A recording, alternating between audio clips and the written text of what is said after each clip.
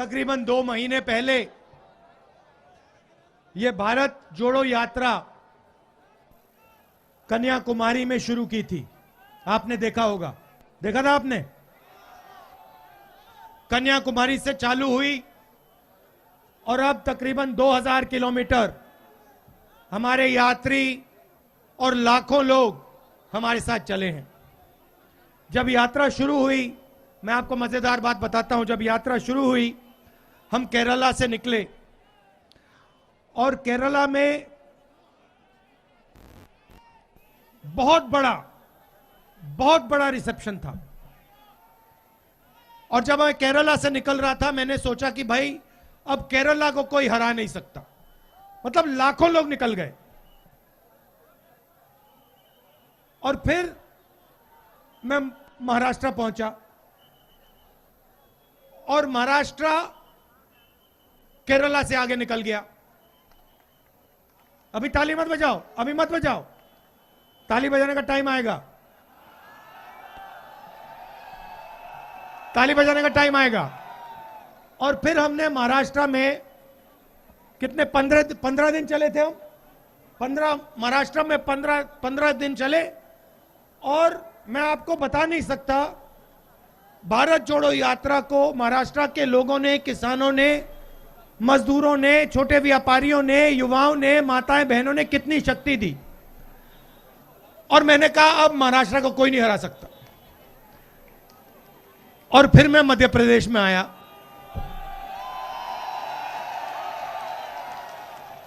और पता लगा कि मध्य प्रदेश ने पहले दिन में महाराष्ट्र को हरा दिया।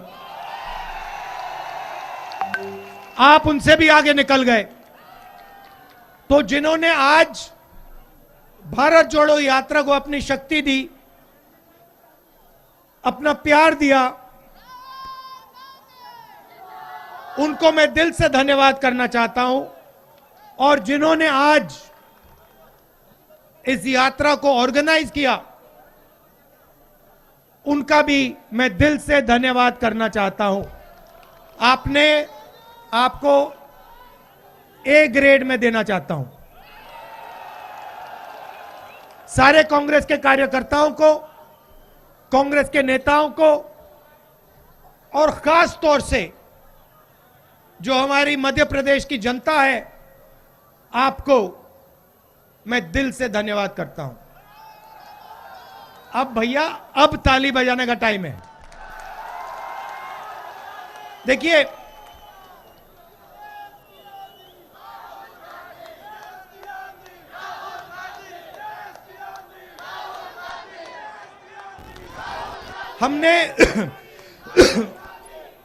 हमें लगा हिंदुस्तान में, हमें लगा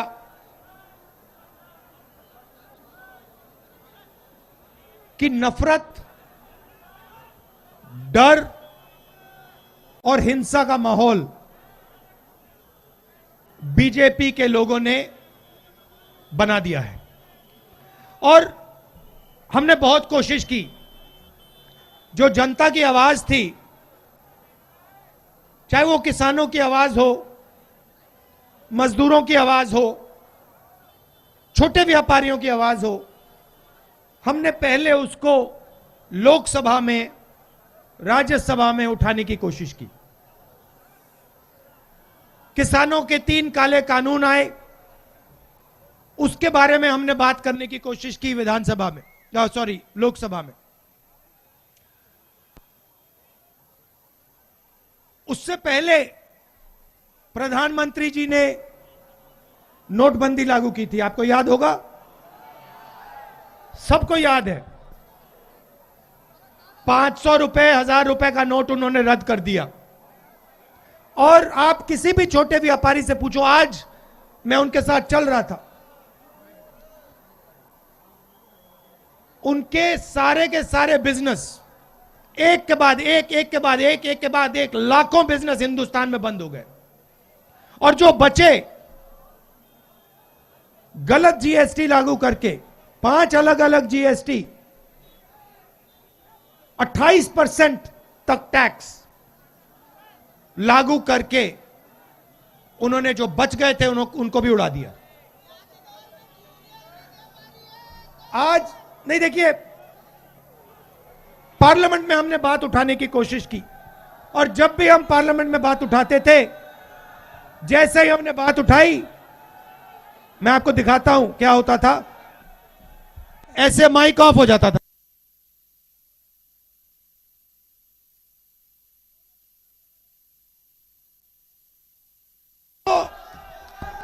तो लोकसभा जो जनता की आवाज उठाने का सेंटर है, एक तरीका है, वहां तो माइक ऑफ कर दी। बीजेपी ने, अच्छा, मैंने शुरुआत में कहा, भाइयों और बहनों, प्रेस के हमारे मित्र तो हैं, मगर हमारी बात कभी नहीं उठाते। देखो मुस्कुरा रहे हैं सब, पीछे से प्रेशर है, रिमोट कंट्रोल पीछे है इनके बेचारे के, ये कुछ नहीं कर सकते। मैं समझता हूं इनकी गलती भी नहीं है। तो मीडिया हमारी बात नहीं उठाती, सिर्फ हमारी नहीं, विपक्ष की बात नहीं उठाती। लोकसभा का रास्ता बंद। अच्छा, मध्य प्रदेश में हम चुनाव जीत गए, हमारी सरकार थी और करोड़ों रुपए लेकर 20-25 भ्रष्ट विधायकों को खरीद लिया और सरकार बना ली।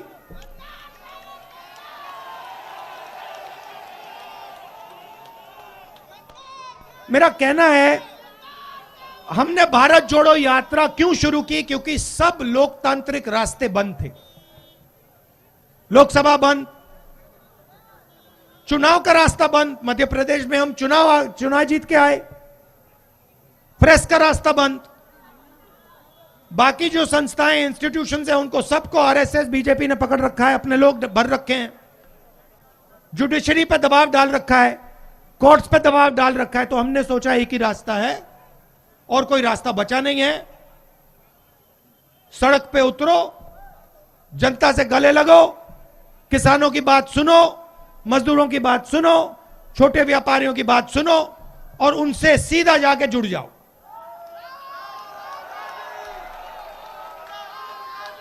हमने सोचा भी नहीं था, मैं आपको सच बता रहा हूं, हमने सोचा भी नहीं था कि इतनी शक्ति, इतना प्यार, इतना सपोर्ट हिंदुस्तान के लोग, मध्य प्रदेश, महाराष्ट्र, केरला, आंध्र, तेलंगाना, तमिलनाडु के लोग इस यात्रा को देंगे। आप मेरा चेहरा देखो, देखो ये चेहरा देखो मेरा। ये आपको अभी कमलनाथ जी ने मुझसे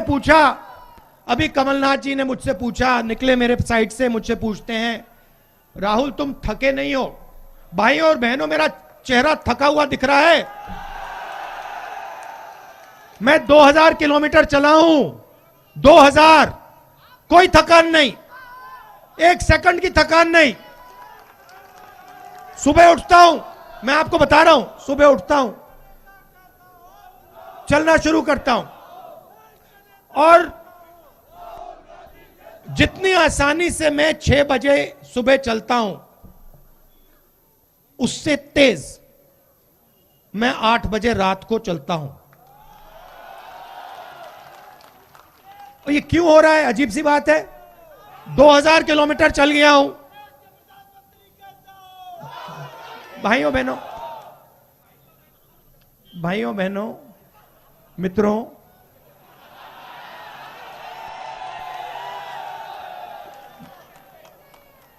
अच्छा, यात्रा में दूसरी बात होती है। यात्रा में हम 8 घंटे चलते हैं, 8 घंटे चलते हैं और आपकी बात सुनते हैं, ज्यादा नहीं बोलते। मैं ज्यादा टाइम चुप रहता हूं। जो मेरे साथ चल रहे हैं उनसे आप पूछ लो। आज मेरे साथ किसान चले हैं, युवा चले हैं, माताएं बहनें चली हैं, व्यापारी चले हैं, पंडित चले हैं। मैं बोलता नहीं हूं, मैं सुनता हूं। 2-3 सवाल पूछता हूं, कैसे हो, परिवार कैसा है, क्या कर रहे हो, क्या मुश्किल है, किन चीजों को बदला जा सकता है, यह सवाल पूछता हूं और सुनता हूं। 8 घंटे सुनता हूं और घड़ी देख लेना आप, 15 मिनट 20 मिनट में बात करता हूं, मतलब 8 घंटे सुनता हूं, 15-20 मिनट बोलता हूं, मतलब 8 घंटे आपकी मन की बात चलती है, 15 मिनट मेरी मन की बात चलती है। इसीलिए मैं भाइयों बहनों को कह रहा था 15 मिनट मेरे हैं, 15 मिनट तो बोलने दो। तो ये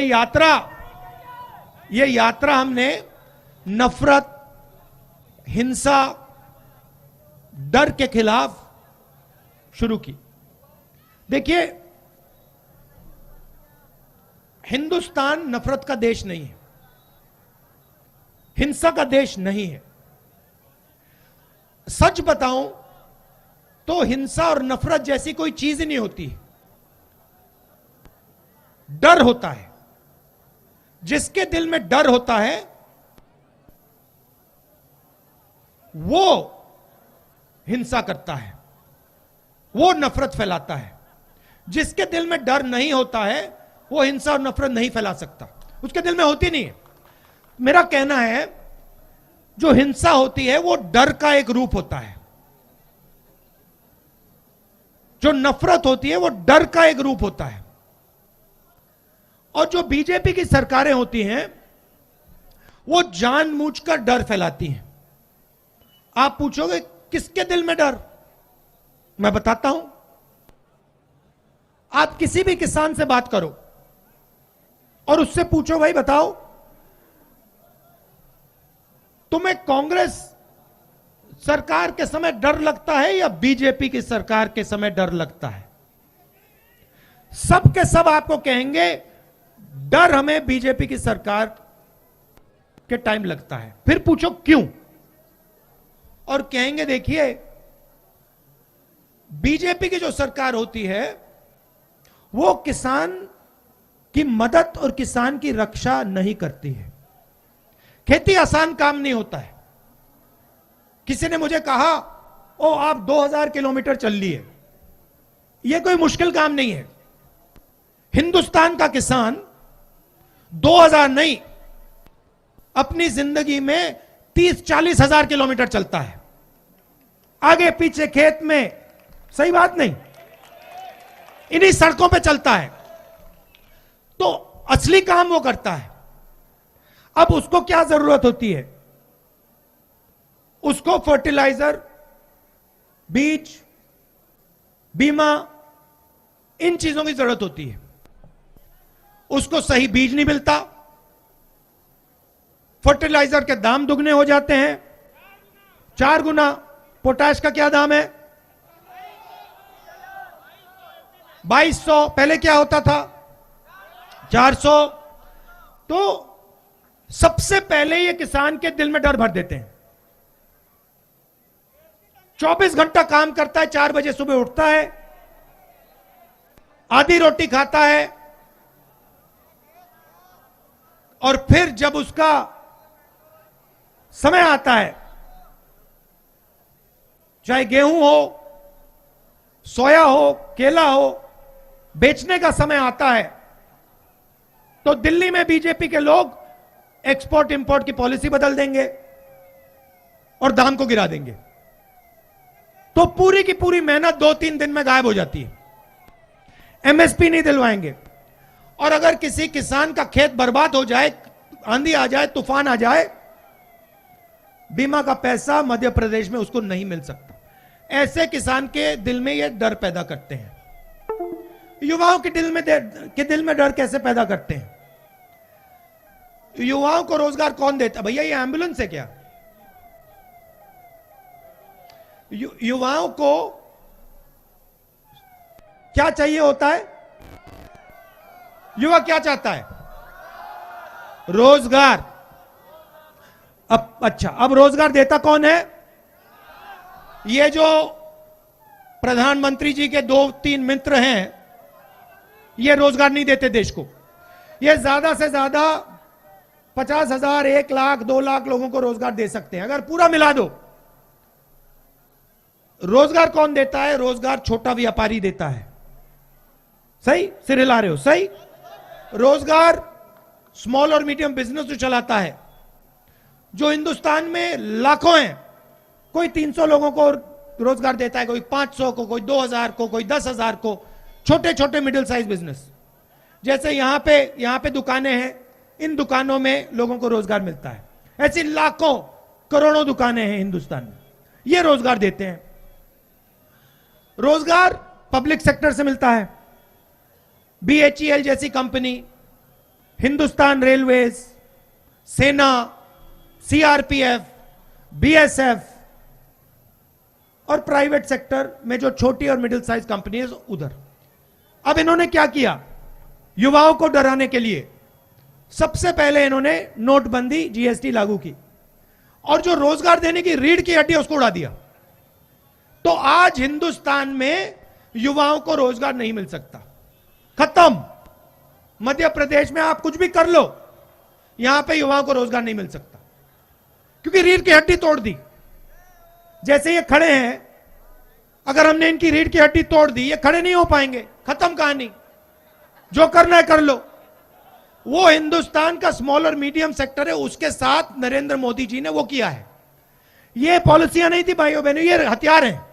नोटबंदी, GST पॉलिसी नहीं है, हथियार है। छोटे व्यापारियों को, किसानों को, मजदूरों को, स्मॉल और मीडियम बिजनेसेस को मारने के हथियार हैं, और इन हथियारों को चला दिया और रीढ़ की हड्डी तोड़ दी।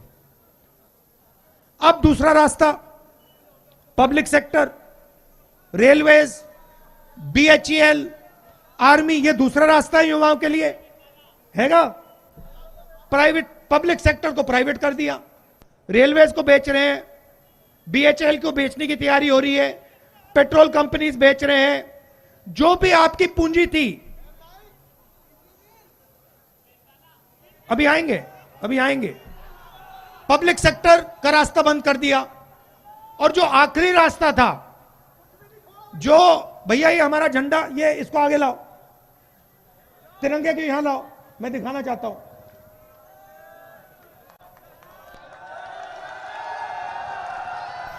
इसको हाँ ऐसे पकड़ो। अब देखो ये, अब देखो, मैं आपसे सवाल पूछना चाहता हूं, इसकी रक्षा कौन करता है? इसकी रक्षा हिंदुस्तान की सेना करती है, सही? एयरफोर्स करती है, नेवी करती है। अब मुझे आप बताइए, इन सड़कों पे हजारों युवाओं ने मुझे कहा है कि हमने इस झंडे की रक्षा करने के लिए ट्रेनिंग की है। 4 बजे सुबह हम उठते हैं और दौड़ते हैं, वेट लिफ्टिंग करते हैं। पहले क्या होता था, जो इसकी रक्षा करता था उसे सेना कितने साल की नौकरी देती थी? जिंदगी भर। मतलब अगर इस झंडे की रक्षा आपने की तो हिंदुस्तान की सरकार जिंदगी भर आपकी रक्षा करेगी। ये पैक्ट था, ये रिश्ता था। रिश्ता क्या था? अगर एक युवा इस झंडे की रक्षा करना चाहता था तो हिंदुस्तान की सरकार उससे हाथ मिला के कहती थी, आपने अपनी जिंदगी इस झंडे को दी, आपकी जिंदगी भर की रक्षा हिंदुस्तान की सरकार आपकी करेगी। यह रिश्ता था। अब यह रिश्ता, यह पवित्र रिश्ता, इस रिश्ते को नरेंद्र मोदी जी ने तोड़ दिया है। कैसे तोड़ा? नरेंद्र मोदी जी कहते हैं कि जो भी युवा इस झंडे की रक्षा करना चाहता है उसे हम 6 महीने की ट्रेनिंग देंगे और 4 साल बाद उसे लात मार के भगा देंगे, उसे बेरोजगार कर देंगे और उससे कहेंगे कि बेटा तुमने अपनी जिंदगी इस झंडे को देने की चाहिए थी 6 महीने की हम तुम्हें ट्रेनिंग देंगे, 4 साल तुमसे काम देंगे और फिर जिंदगी भर तुम्हें बेरोजगार बना देंगे। यह नया रिश्ता है भाइयों बहनों, मैं नहीं कह रहा हूं, गलतफहमी में मत रहो। कन्याकुमारी से मध्य प्रदेश तक हजारों युवाओं ने मुझे यह बात बोली है, एक ने नहीं, हजारों युवा ने मुझे कहा है कि हम सेना के लिए अपनी जान देने के लिए तैयार थे, हमसे यह रास्ता क्यों छीना गया है। बिल्कुल गलत काम है।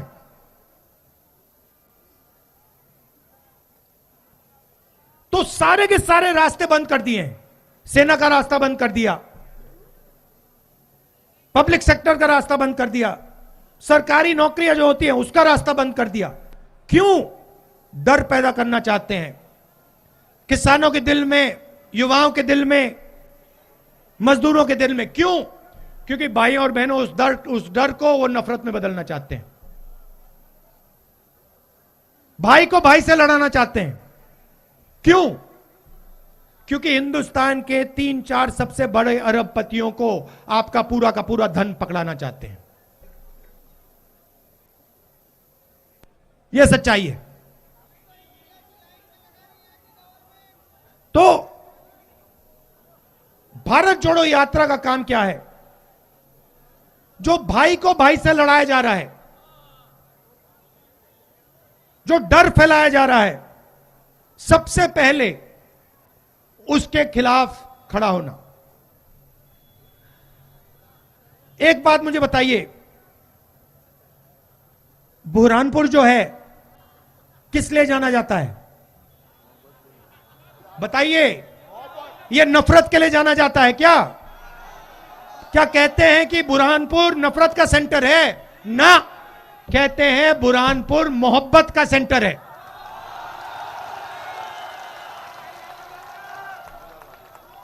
ये हम आपको नहीं कह रहे हैं, ये आप हमें कह रहे हो। ये आपने हिंदुस्तान को सालों से कहा है, हजारों सालों से कहा है। आप इस बात को बहुत अच्छी तरह समझते हो, आपसे शायद बेहतर इस बात को कोई नहीं समझ सकता।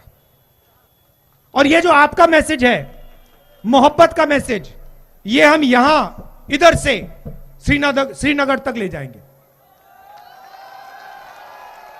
तो यात्रा के दो और लक्ष्य। एक, जो देश में भयंकर बेरोजगारी है, जो पब्लिक सेक्टर को बेचा जा रहा है, प्राइवेटाइज किया जा रहा है, जो सरकारी जो पोजीशंस हैं जो फुल करी नहीं जाती, भरी नहीं जाती, तो बेरोजगारी के खिलाफ यह यात्रा चल रही है। और आखिरी बात, बहन आप एक बात मुझे बताइए, यूपीए के समय गैस सिलेंडर का दाम क्या होता था? ये देखो 400। अच्छा, अब मैंने एनडीए के बारे में पूछ लिया तो आप 2 हाथों से भी नहीं दिखा पाओगे। देखो एनडीए के, बीजेपी के समय सिलेंडर का दाम कितना है? ये देखो, यू करना, देखो यू करना पड़ेगा, ये और फिर ये, मतलब 3 बार। यूपीए का टाइम खट। और नरेंद्र मोदी जी आते थे, कहते थे 400 रुपए का गैस सिलेंडर हो गया है। आज नहीं कहते कि 1100 रुपए का हो गया। आपको दूसरा सवाल पूछना चाहिए, आपको, ठहर जाओ भैया, आपको यह पूछना चाहिए कि जो 400 रुपए और 1100 रुपए में फर्क है, यह आपकी जेब में से निकल रहा है, तो ये जा कहां रहा है? देखिए, पैसा गायब नहीं होता। ऐसे पैसा, आपने कभी पैसा को गायब होते हुए देखा है कि आपने पैसे को यूं किया और गिराया वो गायब हो गया? पैसा आपकी जेब में से निकल के कहीं तो जाता है ना। तो आपको यह सवाल पूछना चाहिए, ये गैस सिलेंडर का 400 रुपए 1100 रुपए के बीच में फर्क है, ये जा कहां रहा है? और दूसरा सबसे बड़ा सवाल, फिर से यूपीए के समय पेट्रोल का दाम क्या होता था? 60 रुपए। बीजेपी के समय 107 रुपए। ये जो है 60 रुपए और 107 रुपए के बीच में जो फर्क है, यह सवाल आप पूछो बीजेपी के लोगों से, ये किसकी जेब में जा रहा है? ये पैसा भाइयों और बहनों आप जानते हो किधर जा रहा है, किस काम के लिए इसका प्रयोग किया जा रहा है, ये सब आप जानते हो। तो ये जो 3 मुद्दे हैं, इसके लिए हमने भारत जोड़ो यात्रा शुरू की। बेरोजगारी, महंगाई और नफरत, डर और हिंसा। आपने आज मध्य प्रदेश के पहले दिन आपने इतना प्यार दिया, इस यात्रा की इतनी मदद की और इतने लोग चले, मैं आपको स्टेज से पूरा धन्यवाद ही नहीं कर सकता। तो मैं दिल से आपको कहना चाहता हूं, बहुत बहुत धन्यवाद, बहुत बहुत धन्यवाद। और आपने जो मोहब्बत दी मुझे, जो प्यार दिया, जो इज्जत दी, इसको मैं जिंदगी भर नहीं भूलूंगा। नमस्कार, जय हिंद।